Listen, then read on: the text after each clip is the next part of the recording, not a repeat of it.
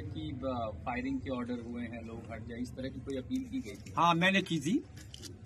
वो ये था कि मैं मौके पर उस टाइम गया था, मुझसे डीएम साहब ने कहा था, एसपी साहब ने कहा था कि आप मौके पर जाएं और भीड़ को आप सेटिस्फाई करें।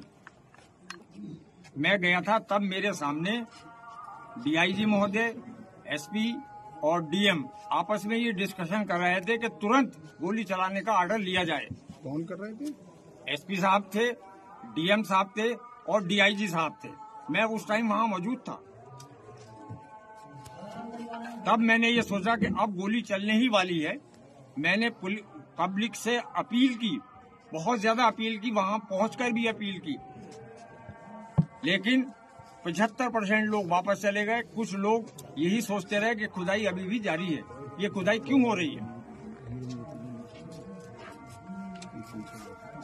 तो मैंने फौरन ही अनाउंस किया कि गोली चलने के आदेश मिल चुके हैं पुलिस प्रशासन को। लिहाजा मेरी गुजारिश है, अल्लाह के वास्ते, खुदा के वास्ते, सारे लोग हट जाएं, चले जाएं, अपने अपने घरों को चले जाएं, शांति बनाए रखें। उसके बावजूद भी कुछ लोग वहां ये जानने के लिए रहे कि क्या वाकई में जामा मस्जिद की खुदाई हो रही, और किसी लिए नहीं, इसलिए। लेकिन खुदाई की अफवाह किसने फैलाई? जी, खुदाई की अफवाह किसने फैलाई? खुदाई की अफवाह इसलिए फैली कि वो पानी जब चारों तरफ चला तो पब्लिक में ये अफवाह हो गई, ये भ्रम हो गया, ये हो गया कि खुदाई चल रही है इसलिए ये पानी आ रहा, क्योंकि वो पानी आने का कोई टाइप था नहीं। अंदर से लगातार अनाउंसमेंट भी हो रही है और उसके बाद भी अफवाह फैल रही है, तो ये तो कहीं ना कहीं आप लोगों की कमियां रही ना?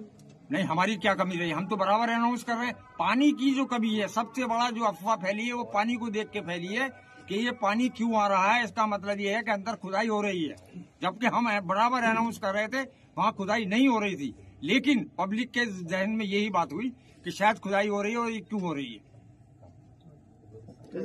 पुलिस का तो ये मानना है कि गोली जो है पुलिस ने नहीं, पब्लिक में ही चली है। ये कहना बिल्कुल गलत है पुलिस का, ये कहना बिल्कुल गलत है। पुलिस गोली हमारे सामने चला रही थी, मैं मौके पे मौजूद था। पब्लिक की तरफ से मेरे सामने कोई गोली नहीं आई।